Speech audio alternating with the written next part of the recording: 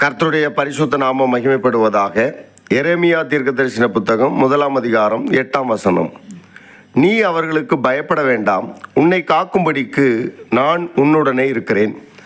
ஆண்டவராகிய கர்த்தர் எரேமியாவை பார்த்து சொன்ன வார்த்தை தான் இந்த வசனம். நீ அவர்களுக்கு பயப்பட வேண்டாம் என்று சொல்லுகிறார். தம்முடைய ஊழியத்திற்காக எரேமியா தீர்க்கதரிசியை கர்த்தர் பிரித்தெடுக்கிறார். ஜனங்களை குறித்து பயப்பட வேண்டாம் என்று சொல்லுகிறார். அன்பான தேவ ஜனமே, கர்த்தருடைய வார்த்தையை பேசும்படியாய் கர்த்தர் எரேமியாவை அழைக்கிறார். கர்த்தரே வார்த்தையை கொடுக்கிறார்.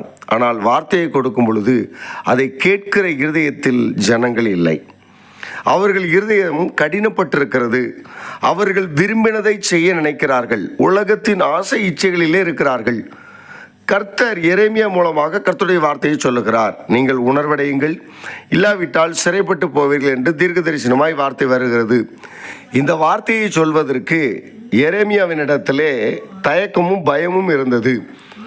ஆண்டவராகிய கர்த்தர் எரேமியாவை பார்த்து சொன்னார், நீ அவர்களுக்கு பயப்பட வேண்டாம், நீ ஜனங்களுக்கு பயப்பட வேண்டாம், உன்னை காக்கும்படி நான் உன்னுடனே கூட இருக்கிறேன்.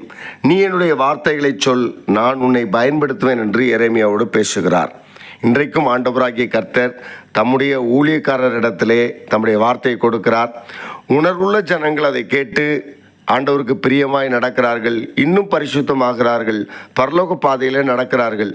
ஒரு சிலர் உலகத்தின் ஆசை இச்சைகளில் சிக்கி கொண்டிருக்கிறவர்கள் கர்த்தருடைய வார்த்தை கேட்கும்போது ஊழியக்காரனுக்கு விரோதமாய் எழும்புகிறார்கள். அது ஊழியக்காரனுக்கு விரோதமாய் அல்ல, கர்த்தருக்கே விரோதமாய் எழும்புகிறார்கள் என்பதை புரிந்து கொள்ள வேண்டும்.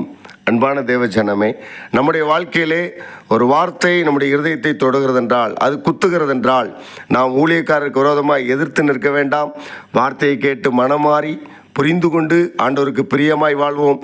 பரலோக ராஜ்ய பரியந்தம் ஆண்டவராய் இயேசு கிறிஸ்து உங்களை ஆசீர்வதிப்பாராக. ஆமேன்.